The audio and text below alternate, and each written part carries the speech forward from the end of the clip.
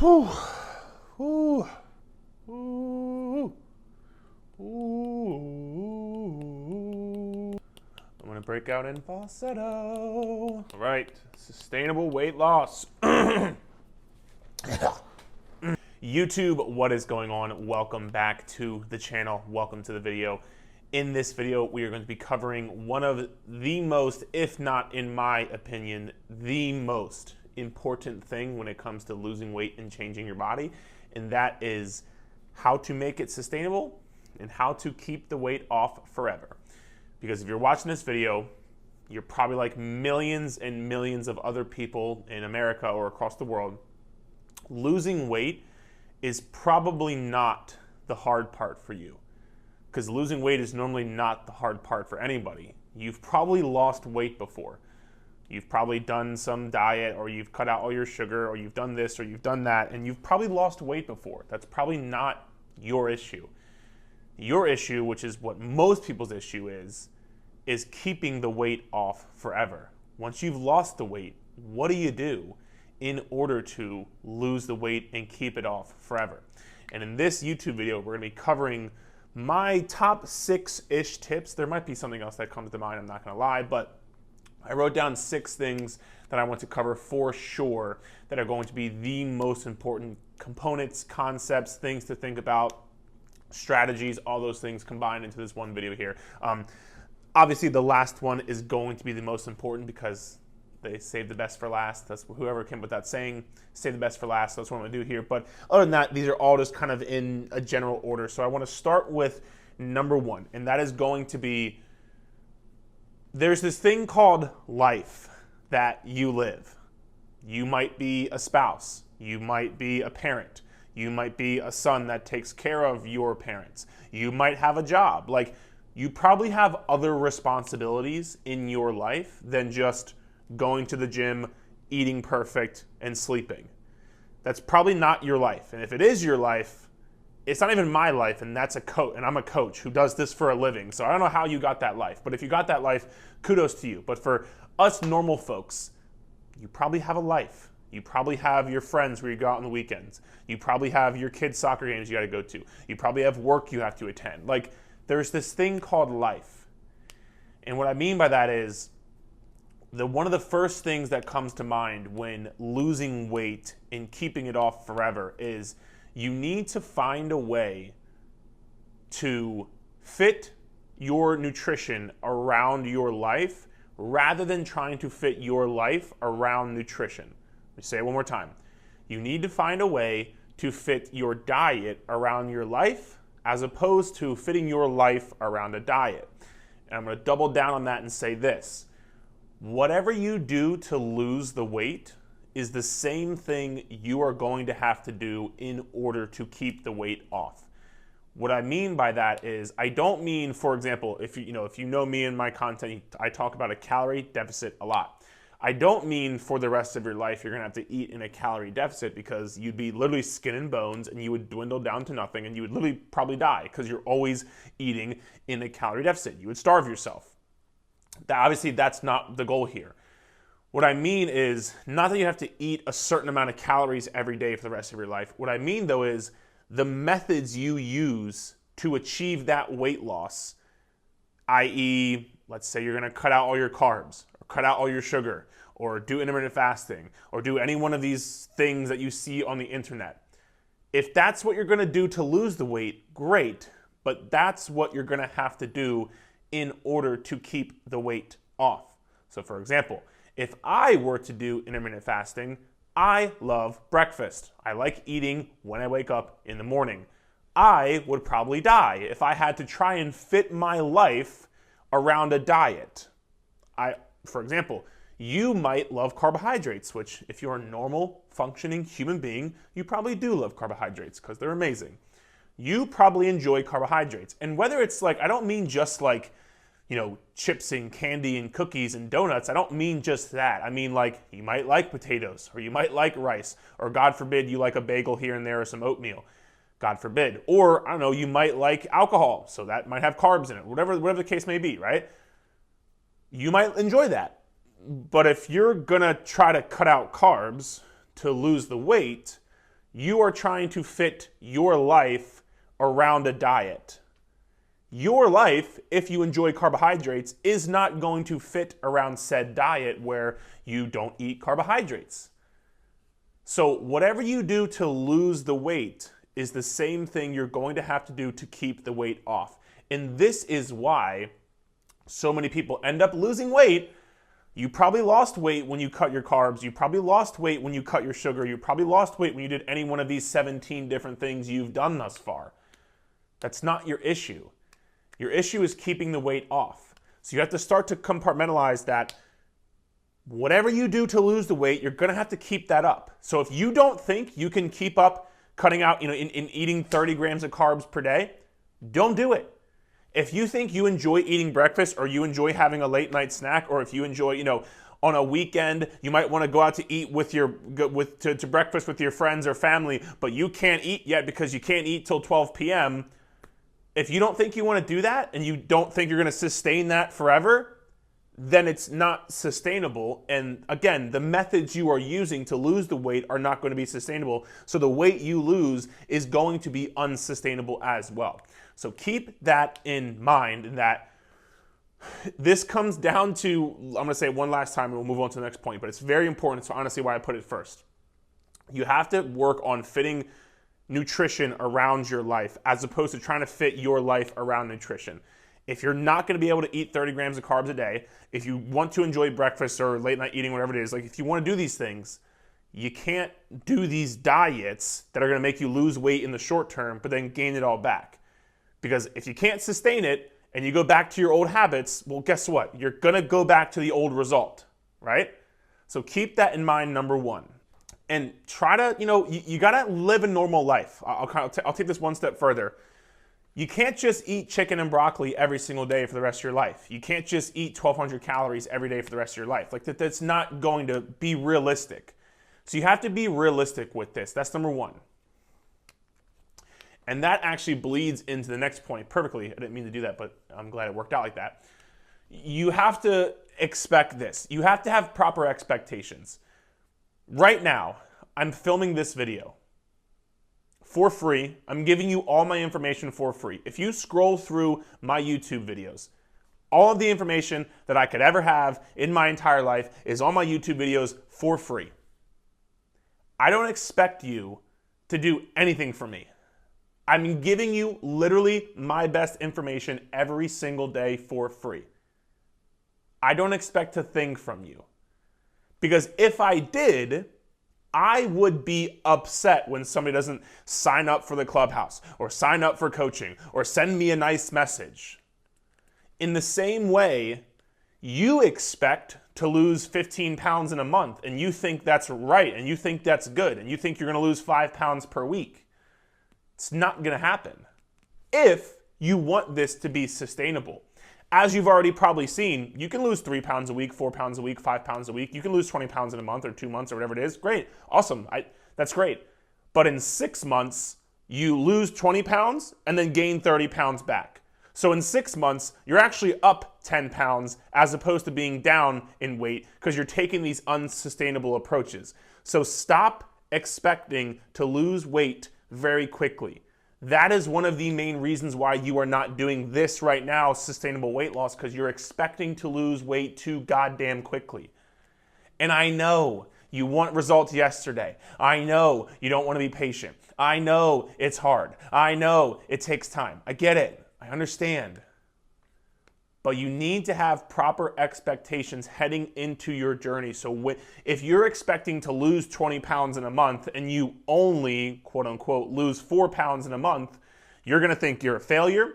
You're going to think you're doing everything wrong. You're going to think you're not seeing good progress. When in reality, I'm going to segue, losing anywhere from 0.5 to 1 pound per week on average is considered a healthy, sustainable rate of weight loss for so many reasons. Number one, like we said, sustainable. Number two, good for your metabolism. Number three, you can actually, live a real life. Again, you can lose weight quicker than 0.5 to 1 pound per week on average. You can lose weight quicker for sure. Yeah, like it's possible. It's not impossible.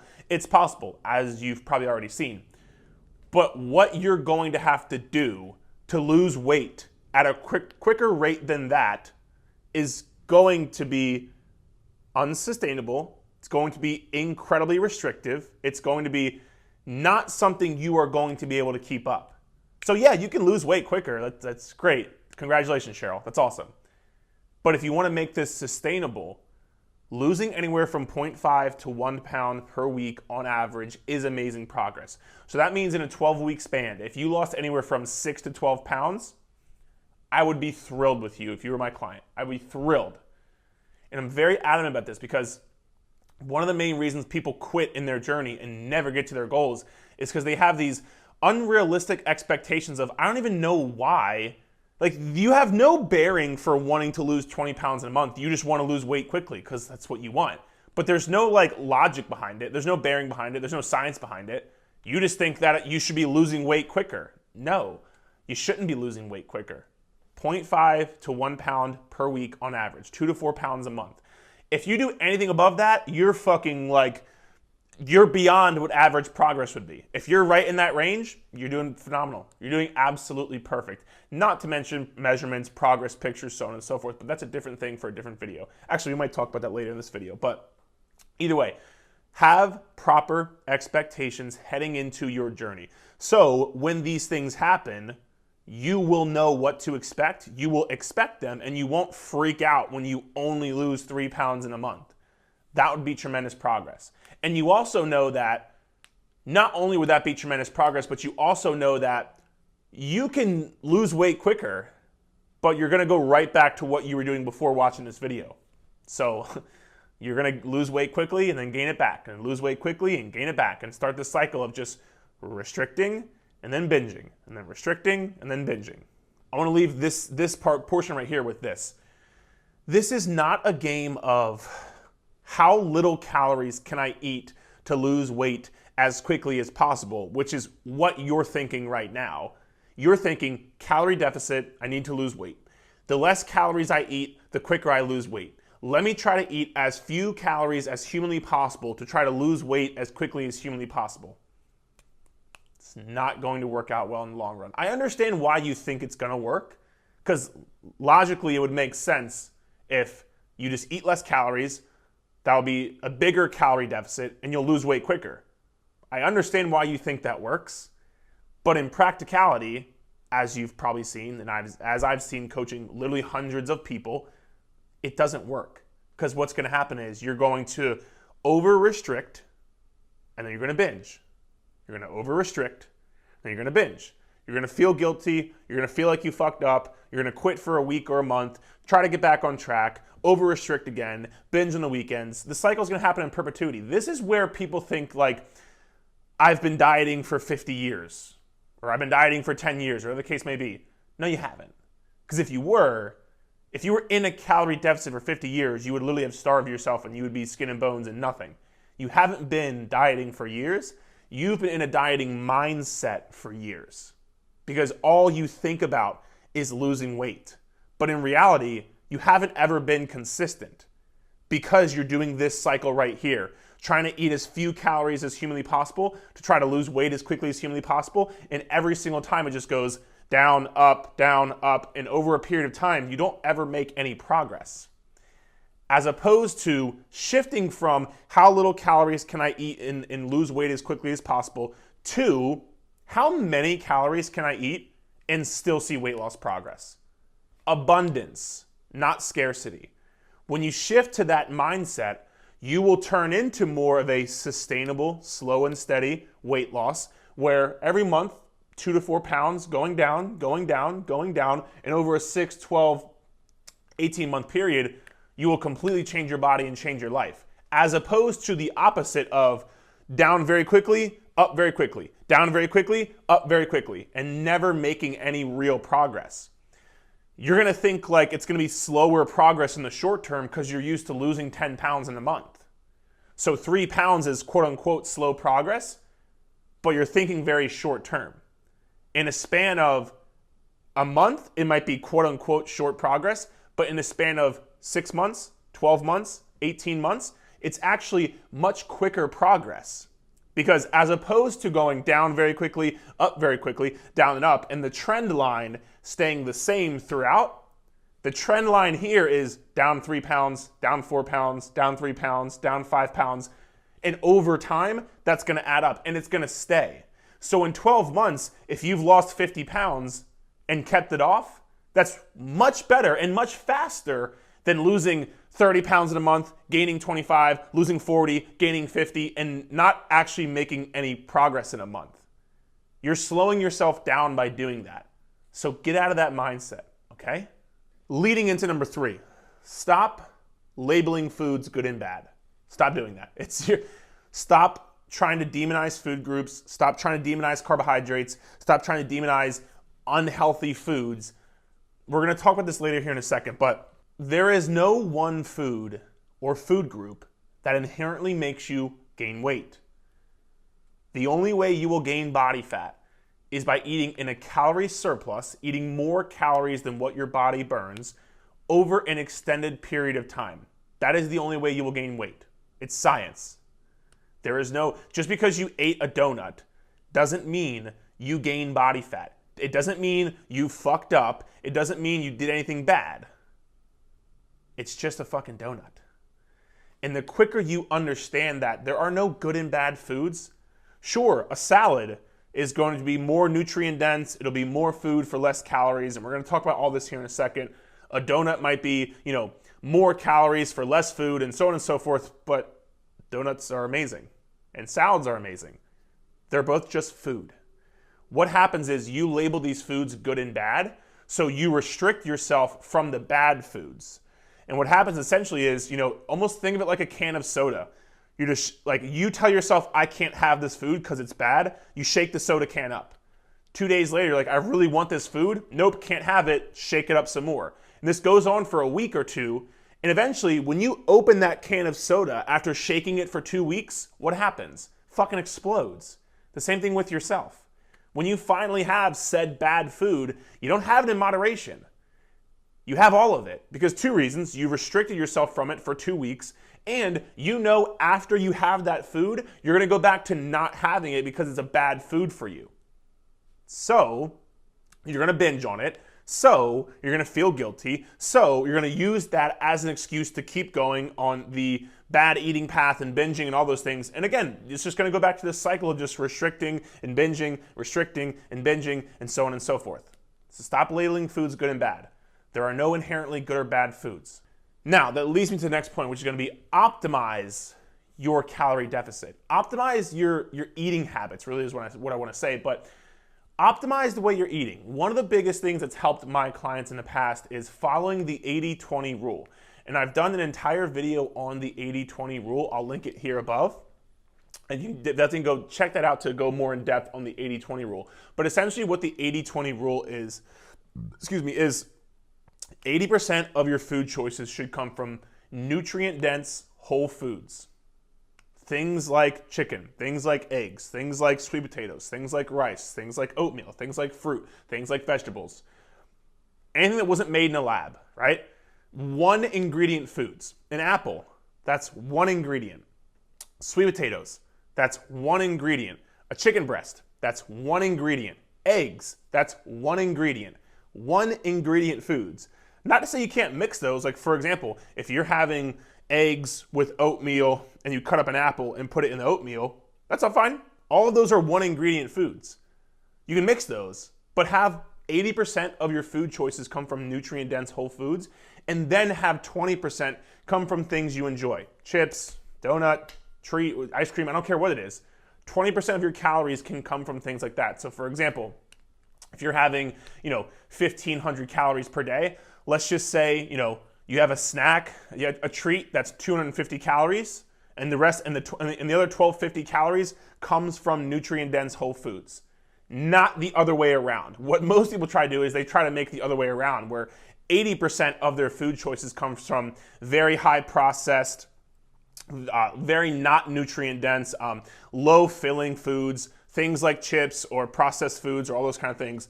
80% of their food choices come from that, and then 20% comes from, the 1 salad per week, or they had chicken breast one night for dinner when they actually cooked dinner.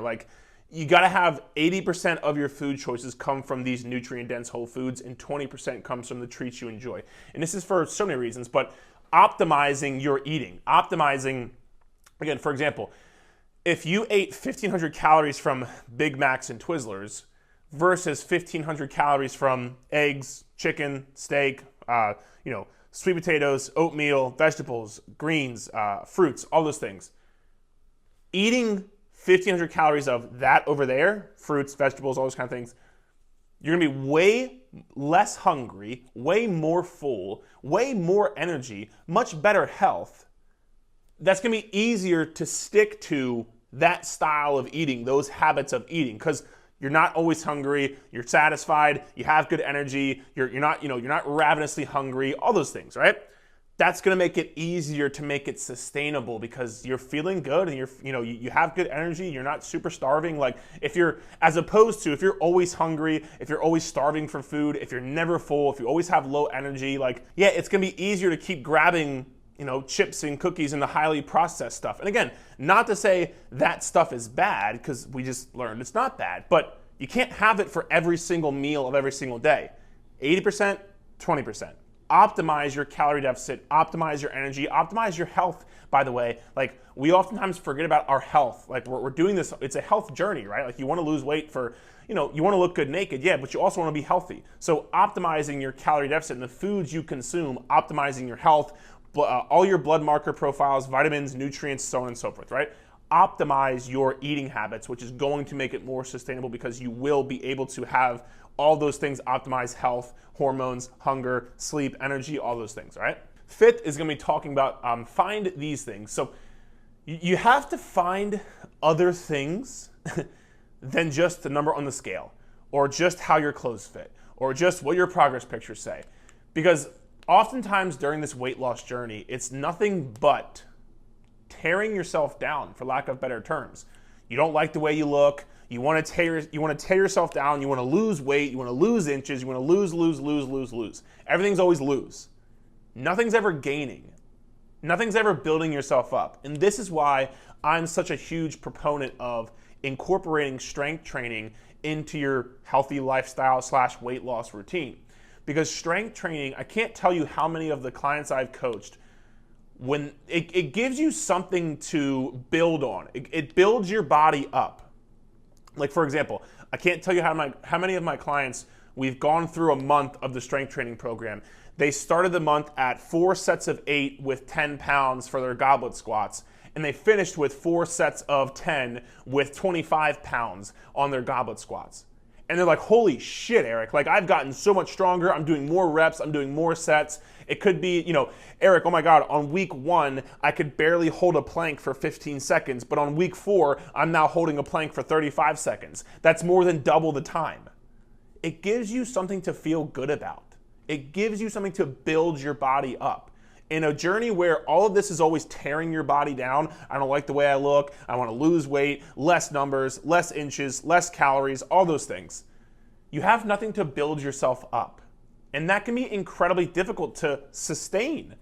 Because if you're always thinking about the negatives in terms of like tearing your body down, don't like the way you look, gotta lose more weight, gotta lose more inches, progress pictures don't look how I want to yet, all those things.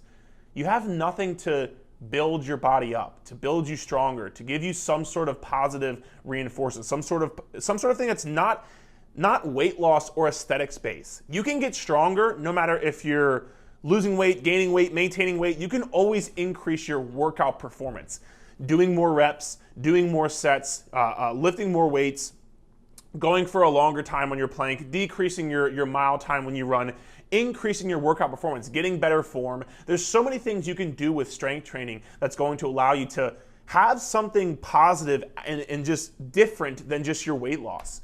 Because I promise you, if that's all you think about, you're gonna drive yourself insane, as you probably are right now. You might be one of those people who have been in this dieting mindset for 50 years or 20 years. You've been dieting forever. You're in the dieting mindset forever. So if you can use exercise not as a tool to burn more calories, this is where people go wrong. They use exercise as this thing to burn more calories, and that just goes right back to lose more weight, tear yourself down. use exercise as a tool to increase your workout performance and build your body up. I cannot tell you how important that is. If you need some extra help on strength training, I'm gonna link a video here above, as well as I'm gonna put my 52 totally free workouts here below. They have exercise tutorial videos for every single exercise. Go check it out, it's totally free, but definitely check that out. And the last one, okay, is going to be consistency over perfection. When we talk about losing weight sustainably and keeping it off forever, one of the biggest things I've seen, and you're probably gonna relate to this, if you're not perfect, or if you go over calories one day, or if you miss a workout one day, or your weight spikes up one day, you think you fucked up, you think you did something wrong, you think you ruined all your progress, and you quit. Because you're not perfect, because things didn't go perfectly. Because God forbid you missed a workout one day, or God forbid you went over calories when you went out to your son's birthday party and had a piece of cake. God forbid. You use that as a reason to justify you quitting altogether because you weren't perfect, so why even try? Let me tell you this. You can't fuck this up. You can't. You cannot fuck this up. And excuse my language, but I really do mean that. The only way you F this up is if you quit altogether. That's the only way. Because something is always better than nothing. Nobody ever got fat from one night of eating. Like, you didn't gain 40 pounds from one night of having some ice cream. You also didn't get skinny from eating perfectly and only salads one day.